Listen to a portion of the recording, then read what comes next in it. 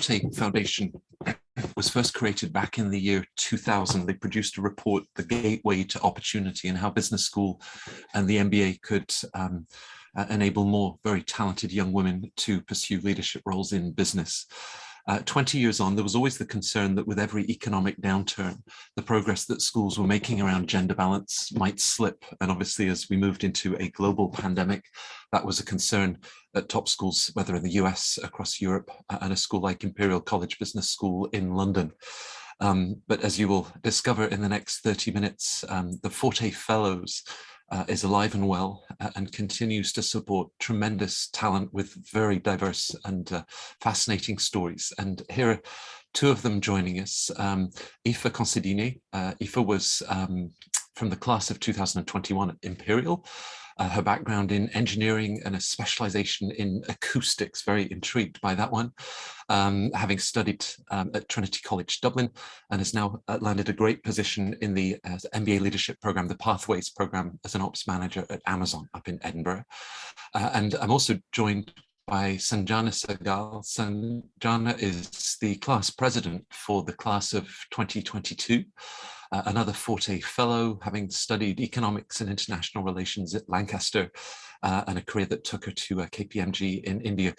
Both of you, Aoife and Sanjana, thank you for joining us. Now, that was just a very brief background, but obviously invite both of you to take us just a little bit further in terms of the experiences that you'd had and maybe how they were laying the groundwork for this decision to then go to business school and get your MBA. Aoife, can we start with your background? Yes, absolutely. Thanks for that introduction, Matt. So as you mentioned, my background's engineering. I studied mechanical and manufacturing engineering back in Ireland, where I'm from, in Trinity College in Dublin. After that, I actually came straight to the UK. I knew I wanted big engineering. I wanted sort of transport, things that moved. Ireland had that, but I just wanted sort of a new adventure, and the UK wasn't moving too far. So I applied to lots of different graduate roles, and I actually ended up in something that I never imagined I would, and became a railway engineer. So for 7 years, I worked on the rail networks across London, from London Underground, ending up as the professional head of engineering for the Heathrow Express. So if anyone's ever gotten a plane into Heathrow Airport, it's the very expensive train that takes you to central London. But through that, I found that despite loving the technical side and loving engineering, my forte is actually, excuse the pun, there's been a Forté conference, but they lay in the more managerial side of things. I was working a lot with financial directors, working a lot on strategy, and sort of thought, okay, this is the direction I'm going. I could stick the course. I was very fortunate. I didn't need an MBA. However, at the time, my manager was doing an executive MBA, so I was quite kind of close to what he was doing. I knew that wasn't for me. I wanted a full time to kind of step away, step back, and also just to reevaluate the industry that I was in. So everything sort of fell into place for me to make the decision kind of back 2020 to pursue an MBA. I thought I'd end up back in the rail industry, but COVID had other ideas. So yeah, well, I'll avoid too many heavy-handed metaphors about Terminal 5 at Heathrow and now your career taking off, but clearly it has, and we'll find out more about that. Sanjana, I'd mentioned the experience that you'd had with the Big Four, and then perhaps, which may be a more traditional route than the railways, to then head to business school. What was your thought process and experience? There's no way I can top Aoife's story, but I'll give you mine. I studied economics at Lancaster in the UK, after which I went back to India. And actually, KPMG was the first job that I applied to. And I was telling someone else this the other day that I've literally never done another job interview, because that was my first job, my first interview and my first job. I worked in investment promotion, which was public sector advisory. It was a lot of marketing, a lot of finance. As you know, consulting is like a bit of everything. I did that for about 6 years before I just decided that I think I want an expertise in something at this point. I always say that consulting is a great way to start your career, because you get to dip your toes in all kinds of work, eventually realizing what you want to do. And I think for me, that was marketing and maybe brand management. At the same time, I had no idea how businesses are run. I didn't understand the technicalities of it. I didn't know the accounting and the finance and like everything that happens at the back end. I had also moved into semi-managerial roles and positions, but at the same time, I felt like I needed a platform to sort of hone those leadership skills and come forward. So that's why I felt like an MBA is the perfect sort of pit stop to get all of the things that I feel fit into my profile now. And yeah, London, because I did my undergrad in the UK. I've always loved London. I love the city. I love the culture. There's so much diversity. So I did apply to a couple of schools in London, and luckily I got Imperial. And that's why I'm here. I actually did quit my job 1 year before I was supposed to come, which is why I said I was supposed to be in IFA's cohort. And then I didn't actually go back to work. I just continued with all the volunteer work that I was doing, which was two things. One was animal welfare, and one was working with underprivileged LGBTQ plus teenagers in India. And that's why I'm a Romba fellow, not a Forté fellow. But yeah, it's been really fulfilling, and yeah, the last 1 year has flown by. You'd already made a home in the UK, Aoife, and a very successful career. You'd watched your boss head back and do courses on discounted cash flow and everything else that an exec MBA might offer. Sort of choosing where to study and the sort of both the core strengths of any institution, but even the personality, the culture of a school. What was sort of foremost in your mind as you thought about, you wanted 1 year to then get back into the workplace, and all of this was pre-pandemic, presumably as you were planning and taking GMAT or GRE tests. Yeah. So what was the thought process and then identifying the right school for you?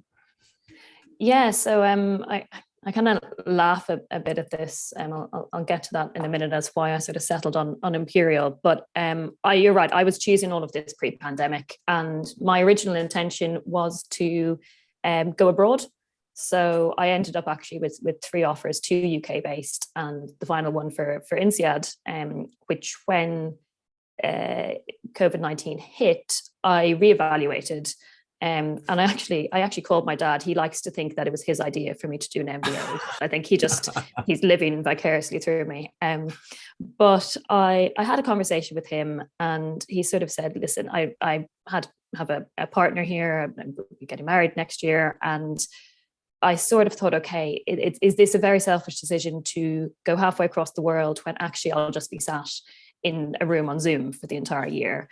And then I actually looked at what I wanted from an MBA. And I think a lot of people go for big names without actually looking at the culture of a place. I have friends who ended up at INSEAD, they absolutely loved it. And I know for certain right now, it would have been the absolutely incorrect decision for me. Imperial has the benefit that I think it's quite unique amongst business schools, that it has the link to its other departments. So you have your medical department, your science department, and your engineering department. And the business school itself, while you're doing your MBA, has a lot of links with all those departments. So you get exposure to them, you do various projects with them, innovation challenges. And actually, this is kind of the funny part, I didn't get into Imperial for my undergrad in engineering.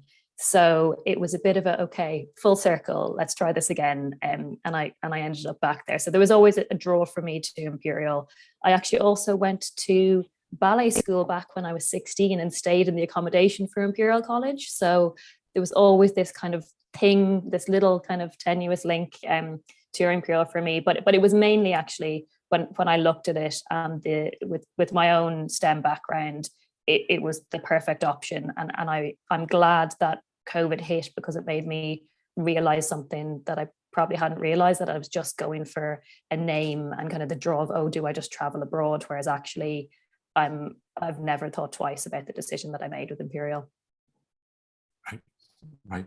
Now we get questions from the viewers. There's one that's just popped up. It's not a question as such, it's more of a statement. It's from your father, who says it was absolutely him that was the driving force behind you going to business school. So anyway, he's obviously watching our webinar.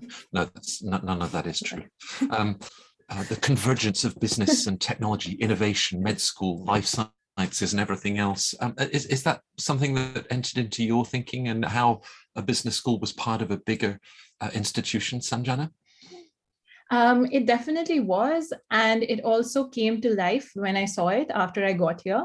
As Aoife said, there's a lot of intra-school connection. And also I feel like Imperial is very well placed in terms of the business opportunities that it brings forward for potential students. I feel like the advantage of being in the heart of London and being so well connected and well exposed, and just the quality of the professors that we see, the places they work, the panels and the boards they're on. It's just the sheer network and exposure that you build being in the heart of a financial hub. You see it come to life through the year. And for example, I almost went to Warwick, and I feel like I wouldn't have had that London experience there. Yeah, it definitely makes a huge difference location-wise and network-wise. And I feel like Imperial tops in both of those areas. Right. The US business model was founded on 2 years, and yet, Imperial very successfully packs everything in to 1 year. I mean, was that also part of your thinking, Sanjana? Not just for the return maybe on investment and 1 year out of the workforce, but talk about the intensity, perhaps even from a sort of a coursework perspective. Probably more choices and opportunities than you have to make a lot of decisions about what you prioritize. It has been a roller coaster. I'm not going to lie. It's a lot of work for 1 year. But yes, the biggest advantage is that you get back into the workforce within a year. And again, Imperial's brand, I would say, is a great advantage. The coursework is intense. I would say in my personal experience, the key to cracking an MBA is time management. That's about it. It is technically rigorous, and academically rigorous, but at the same time, it's not doable. As long as you manage your time, you slot time out, you organize your life properly, it's completely doable and it flies by. So yes, the course load is intense. It was for us. But at the same time, yeah, like I said, we're sort of segregated into groups at the beginning of the year. And it's a small cohort. We were only 52. Everyone steps in for everyone all the time. There's been a lot of tutoring, a lot of shared work, a lot of group work, mostly all modules. They're a mix of qualitative and quantitative. Mostly all have a certain breakup of group work and maybe an exam and personal coursework. But yeah, it's doable. It's all doable. You just need to know how to manage your time. With the classical training in ballet, Aoife, I mean, do you get time for enjoying London too? I know that there was the lockdown, but the location of the school is, I mean, it's quite extraordinary. You've got the Royal Albert Hall, you've got museums on every corner of every street. I mean, typically, did you think that would play into the balance of your experience? Yeah, I mean, the South Ken location is it's unbelievable. You walk to the campus and you're looking around, you're like, it's ridiculous that I get to come here every day. I think fortunately for me, the pubs were closed for the year, so I think that helped with getting my balance of course load. We still managed towards the end of the year, I think, to get out to a couple of parties. But yeah, no, location wise, I don't think there's any business school that is in such like a prestigious location. And also I've recently had my own graduation in the Royal Albert Hall itself. I think that's just such a lovely ceremony. I mean, seeing everyone's parents and families come over from all across the world because it's such a known location.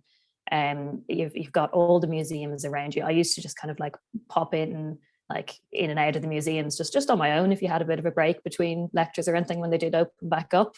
And to have that ability, and you're close to the transport network, you're close to the city, you really can't beat it. I mean, even without having the business school there, it's still one of my favorite parts of London. So there's the transport network, and that had been your professional background. You were thinking originally that you might go back into a role within transport and networks, but you didn't. You now got this fantastic position with Amazon. So within the year, with all of those sort of hard skills, finance, strategy, marketing, talk a little bit about the careers piece and the support that you get just to sort of hold up this mirror, skills perhaps that you didn't realize that you had, or how it might then open up new opportunities in your career.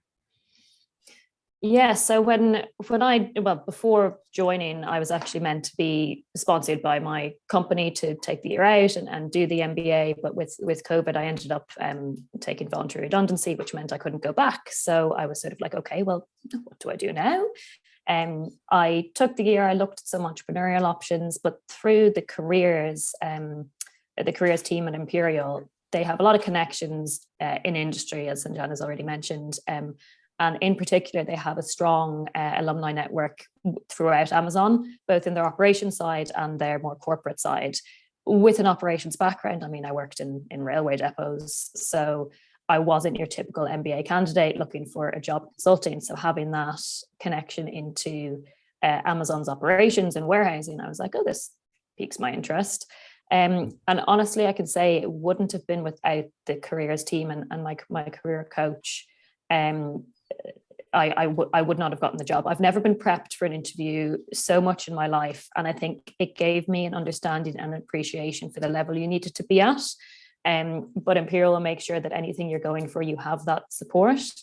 And because of the links and the insider knowledge that Imperial's careers team had, it meant that I knew exactly kind of the type of thing I was going to be asked going into the interview, the type of answers I needed to give, and the structure I needed to give it in. I also had various mock interviews with the careers team and also with various alumni of Imperial who have ended up within the Amazon network.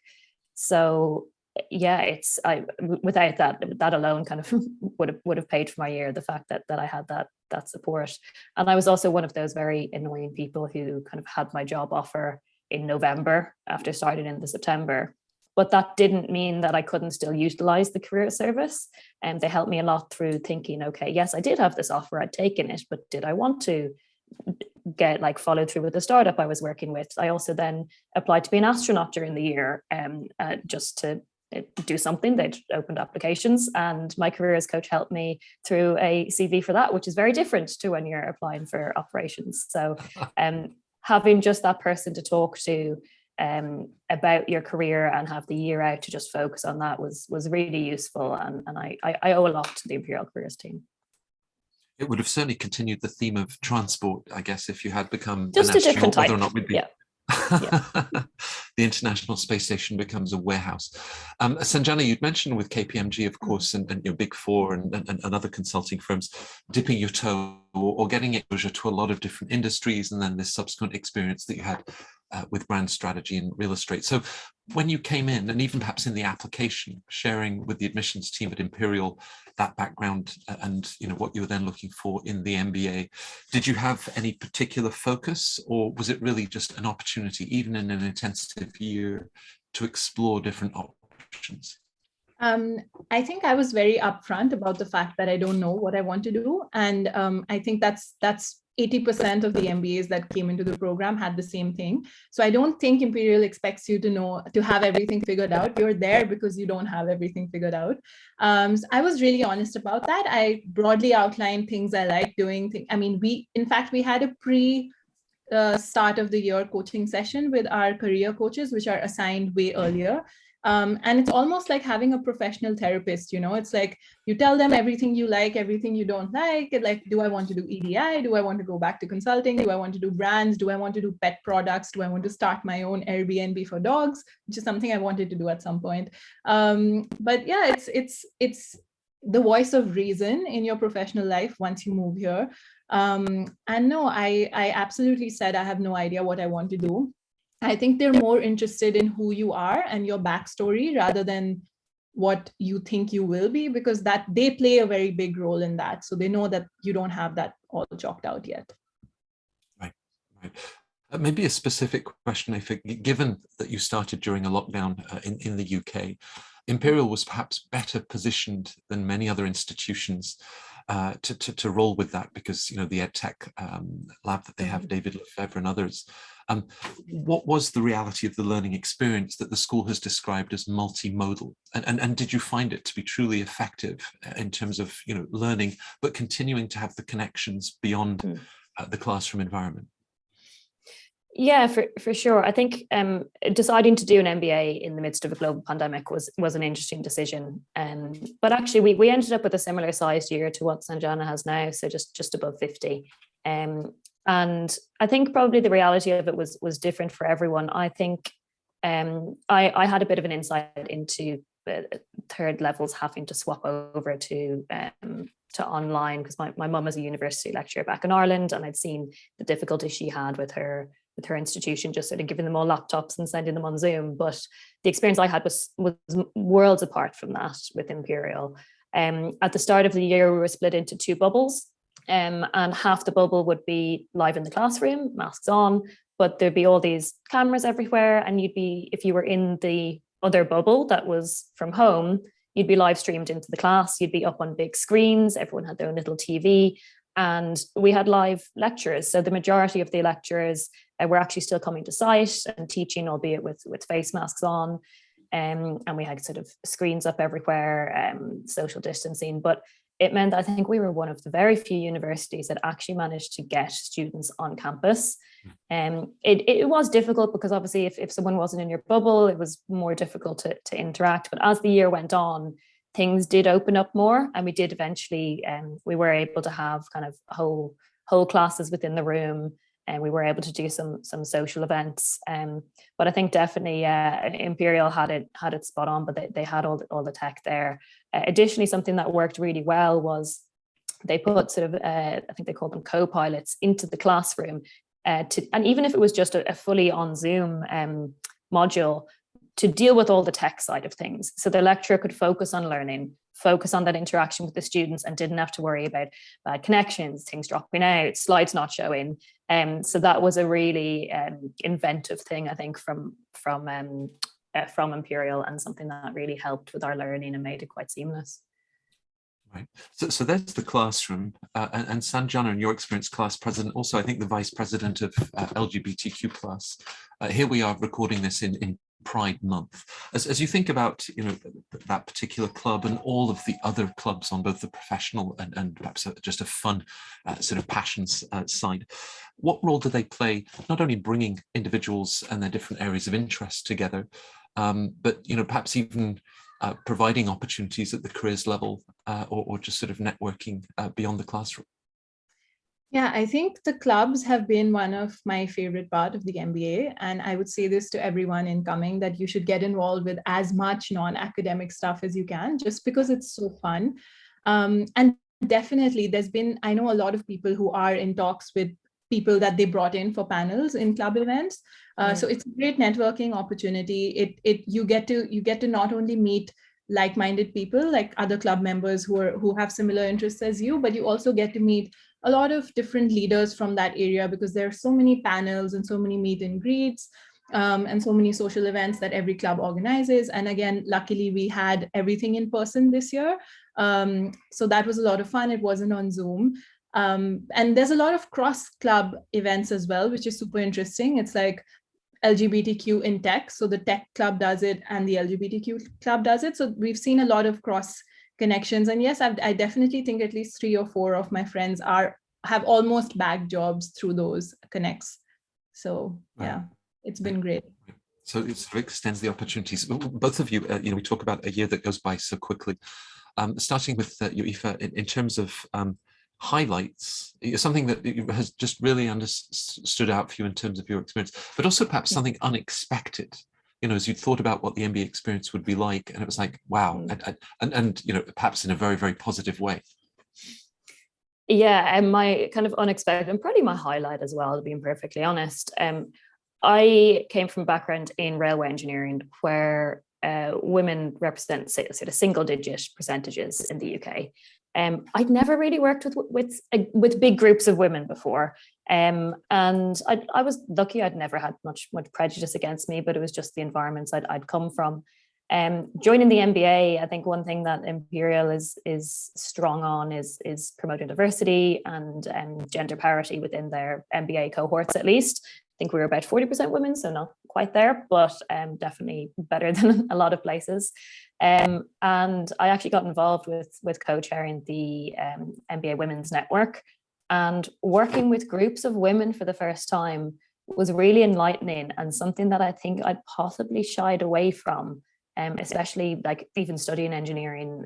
I have a great group of engineering female friends, but maybe working with women from other industries, And that was a big, really refreshing eye opener for me in like, oh God, women can, apologies for the cursing, but like they get shit done and they're good in business and these women are incredible. And I love this network and the support that we can give each other and build each other up. And I think without doing the MBA, possibly the career path I was on, I wouldn't have been as exposed to that. And it's actually kind of propelled me now to launch the Women at Amazon group at my site where I'm working now, and continue just that, okay, how can we continue to support women in business and not just women, but other minorities. And it's great that I've learned that kind of, it was something that I don't think without the MBA I would have been as inclined to have experienced. Right. And Sanjana, it's all very fresh, of course. What stands out? I would say two things in my case. One is similar to Aoife's. I think it's the people.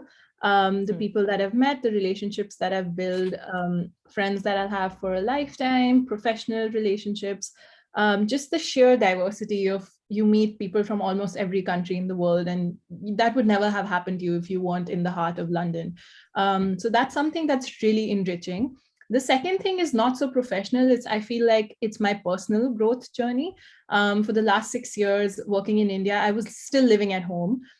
So I feel like moving to London and doing a course that's pretty academically tough and trying to maintain that with, a social life and looking for jobs and just balancing everything out. It may sound easy and trivial to some, but for me, I feel like I experienced immense personal growth along this journey. And like I've grown a lot from the person that I was 1 year ago.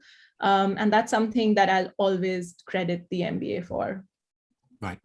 And of course, both of you get to have graduation, whether at the Royal Albert Hall or I guess in the Natural History Museum with an enormous dinosaur suspended from the roof.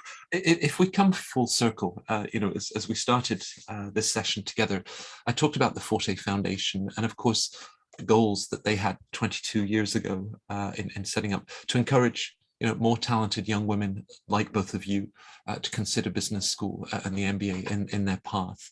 So advice that you have, it might be gender specific, but even more broad than that, whether that embraces what is that complex?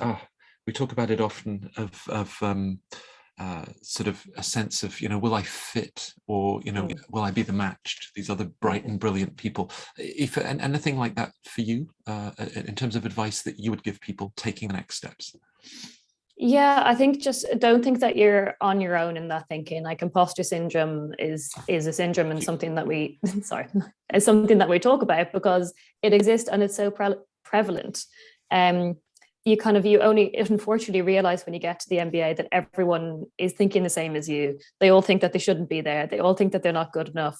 Everyone thinks that everyone else is better than one another. So just don't sell yourself short. Like if it's something you want to do, just absolutely go for it. If you've decided that an MBA is the next thing in your path, go for it. There's absolutely nothing stopping you apart from your own kind of self-doubt. So if you can get rid of that, then yeah, the world's your oyster. Yeah. What would you add to that, Sanjana?